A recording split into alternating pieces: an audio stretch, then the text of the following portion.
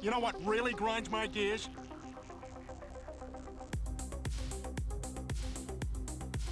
Hello everybody, welcome back to the vlog. Hope you are having a pleasant day. It is January 6th, 2026, the first vlog of the new year. Hope you are having a good new year.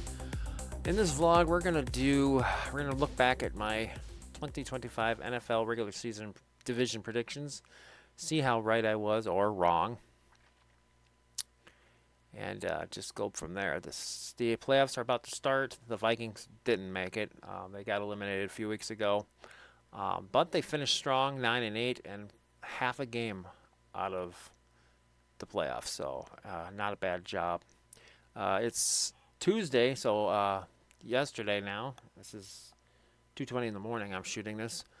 Black Monday, and some NFL coaches they got fired. Yeah! Fire! Yeah, in the words of Vince McMahon, they got fired. Two have already been fired during the season. The Colts and Brian Dable, the Giants. So I think I heard there's 6 openings right now for head coaches, and of course B-Flow is the one to watch for. See if he gets a job, despite the fact he's suing the NFL. Let's see, but let's take a look back at the predictions and see how I did. I took a screenshot. So we'll see how I did. So I'm going to jumble around here because I'm on the Score app, and I'm doing the way they're showing it to me right now. So you might not. So I might not be matching up with how I got it from left to right on the camera, on the screen there. You can see I did a screenshot. So we'll start with the AFC East, which will be about, if you can see my hang on a second, let's get this. Hopefully you can see my cursor. Nope, you can't, just the old one I downloaded, whatever.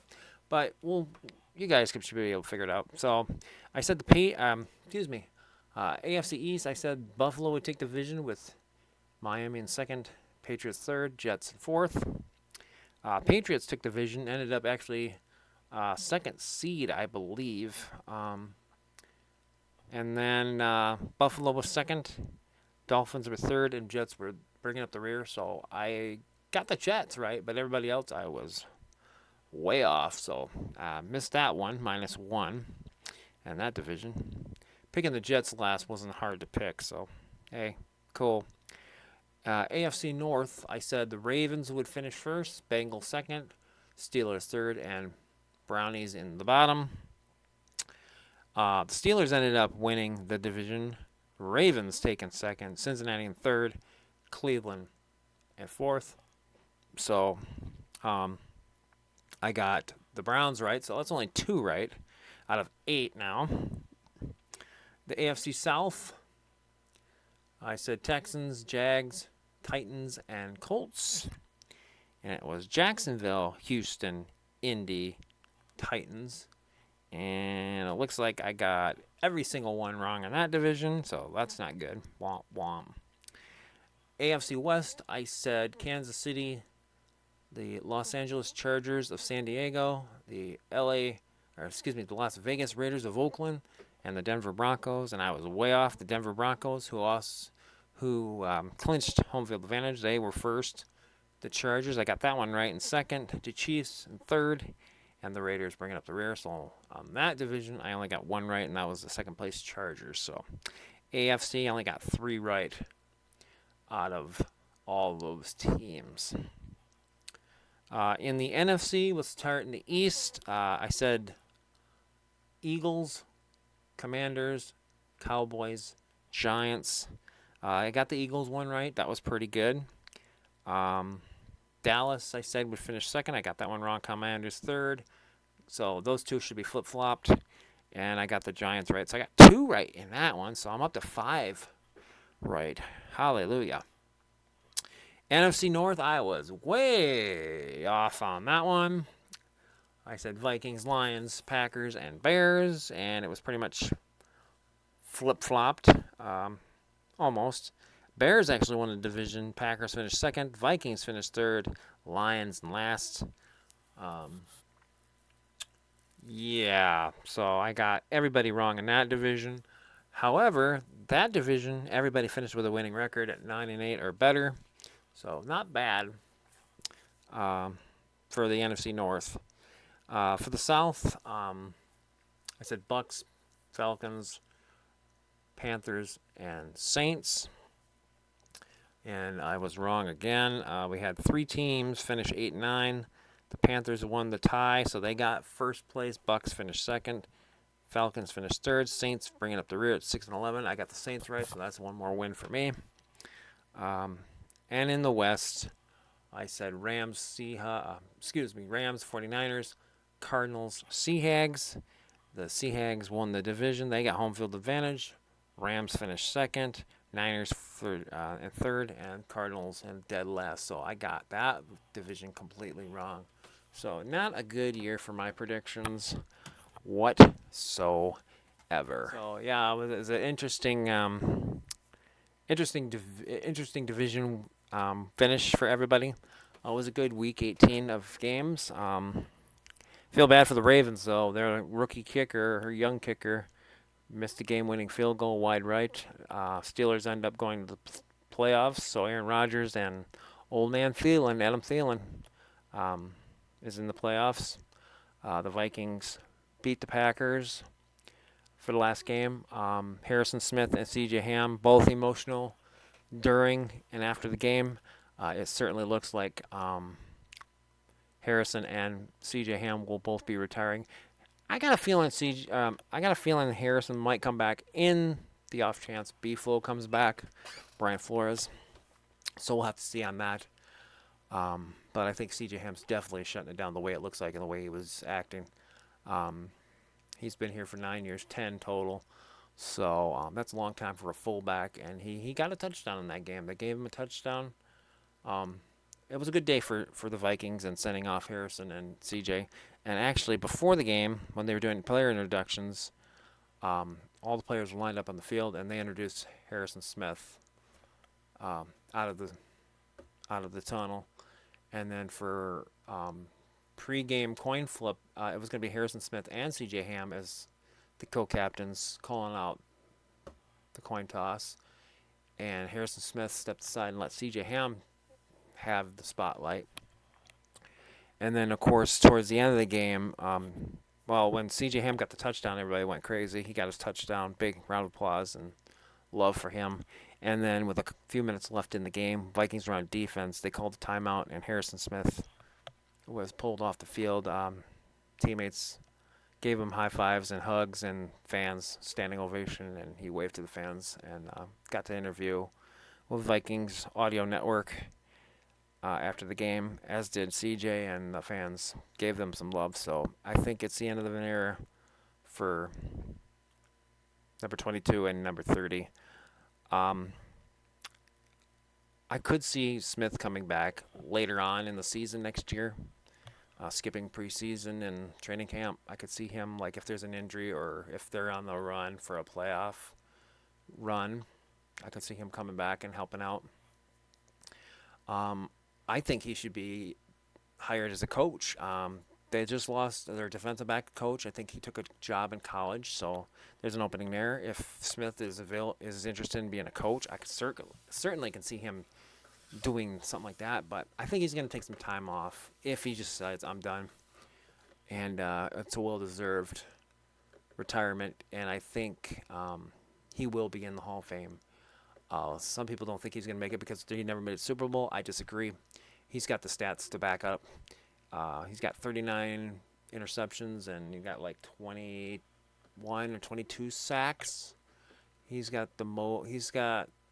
for the most sacks by a defensive back, alongside Rondé Barber. So that's a feat in his own.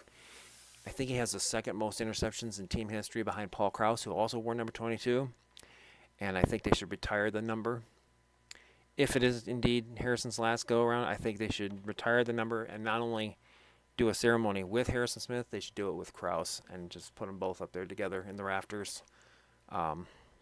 I think Krause is already in the Ring of Honor, so adding Smith shouldn't be too hard. Just put him right next to Krause. Put Krause, 22, Smith next to it, and then retire the damn number and get him in the Hall of Fame, which I think will happen eventually. Even if he doesn't get in the first year of Ballard, he'll definitely get in eventually.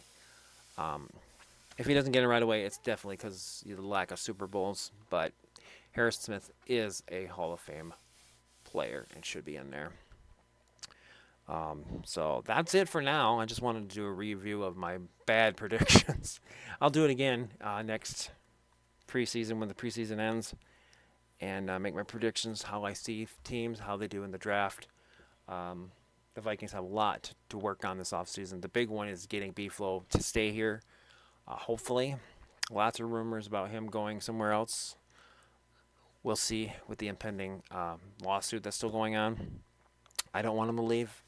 And I'm open to making a switch at head coach. I like KOC, but if a team were to knock on the Vikings' door or call them and offer some picks to acquire KOC, I wouldn't mind doing it.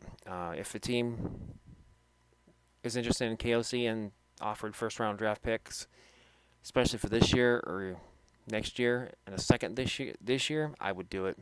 But I would not do it until I had confirmation from B-Flow. Do you want to stay here? Do you want to be promoted head coach? And if he took the head coaching job, then I would be like, okay, B-Flow, you're the head coach. We're going to, so-and-so is interested in KLC. We're going to trade him.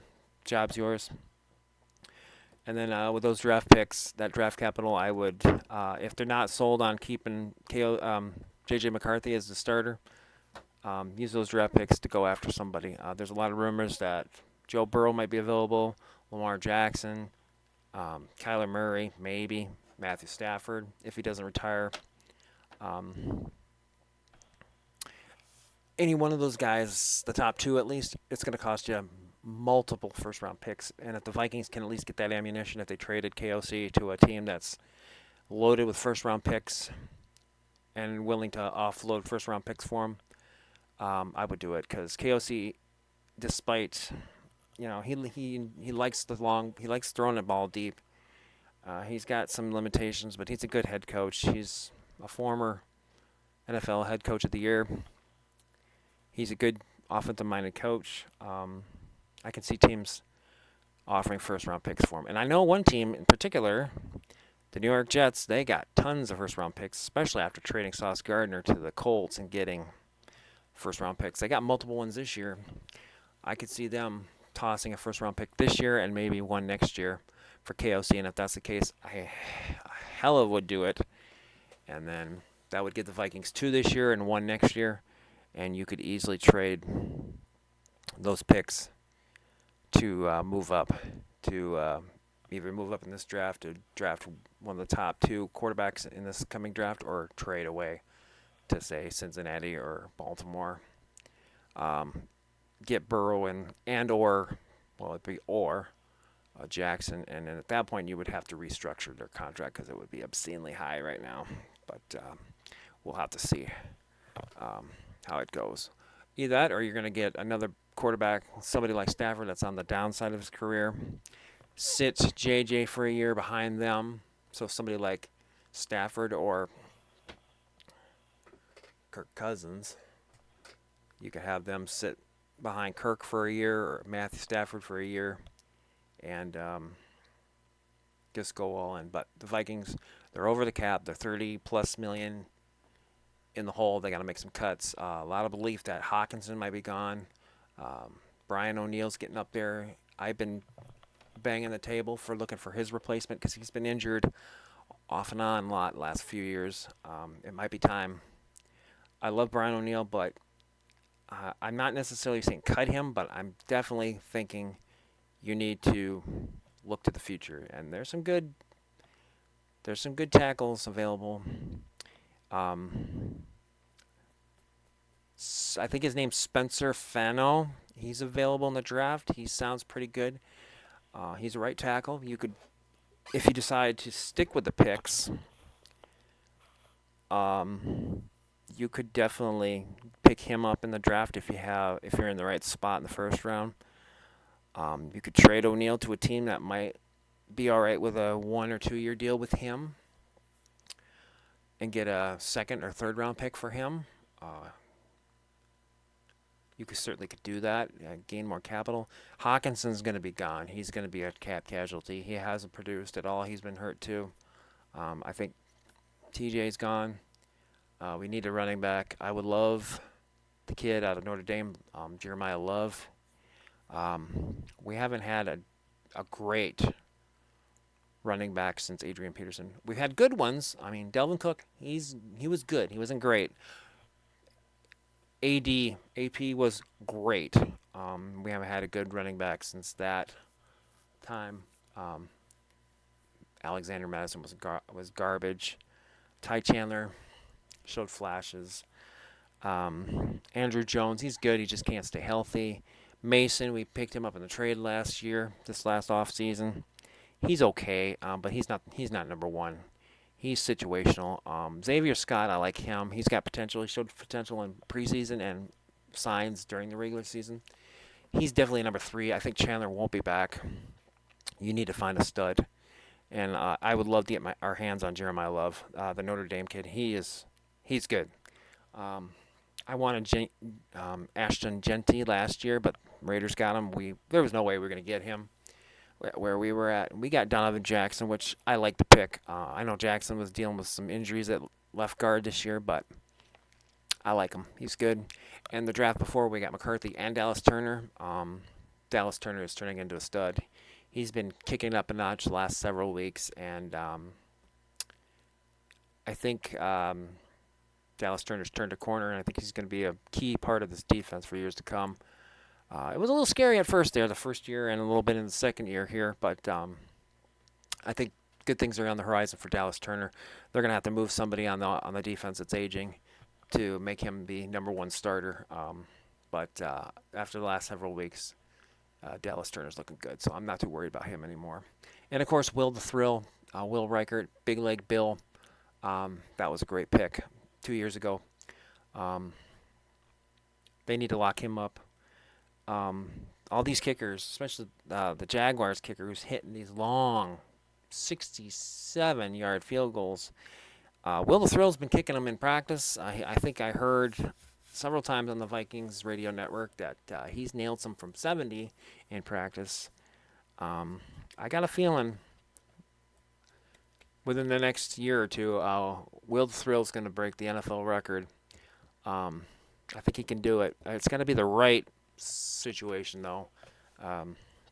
Wind at his back and the right stadium. Hopefully he could do it at home. Just have his back to where the wide open doors, the glass doors that open up, have him at his back and just boom, right in US Bank Stadium. That place would just go nuts. I was kind of hoping they would have done it this past Sunday. Just, they're out of the playoffs. They're emptying their play bag. They should have done it, but they didn't do it. They could have done fake punts, but yeah, whatever. So that's it for now. We'll be doing some more NFL type vlogs in the future. I'm going to do a mock draft. I'm hoping, knock on wood, to have some channel changes soon. Upgrades to the channel. Just planning right now because, planning costs money and I don't have it right now, but hopefully I'll be hearing soon about getting some help here. I got bills to pay. I had a hearing last month for my disability, and I'm still waiting to hear the results of that, and hopefully if it goes through, I can start paying off some bills and catching up on a few things, including some much needed catching up on a major bill that I haven't been able to pay since I've been out of work. Catch up on that a little bit, and then get some things done around here, pumping back into this channel. A lot of things I need to upgrade, especially hardware. The big ones are my PlayStations, my 5, my 4, and my 3. All my controllers are dead. My dear old son playing a little too rough with them, and unfortunately my last PlayStation 4 controller has died. It will not charge. My last good PS3 controller, this thing will not charge, and I don't know where the cord is. Can't find it. And my PS5 controller, which was on the fritz already and barely able to survive. My son totally destroyed it. I found it in his room under the bed in pieces. So, unfortunately, games I've been playing on the PlayStation are on hiatus right now. So, hopefully when I get some, if I can get some money and coming into the system soon, I can replace the controllers and then go from there. And I'm also looking at an upgrade to either the desktop or the laptop, so I can add some games on PC back to the channel or to the channel. There's some games I've been wanting to do, but I can't because of the hardware issues, but we'll see. I'm getting ahead of myself. I'm spending money I don't have yet, so. But I just want to give you guys an update, especially on the PlayStations. That the reason I haven't been playing is because controllers are shot, so. I might bring in some more Among Us games, and I might attempt to play House Flipper 2 until then. I think I got it working again, so we'll see how that goes. So that's it for now. If you like this episode, hit the like button, leave a comment if you like, subscribe to the channel. If you want to help out with future projects, you can visit my Patreon, and the link will be on the end card. You don't have to help, but any help is greatly appreciated. Until next time, peace out.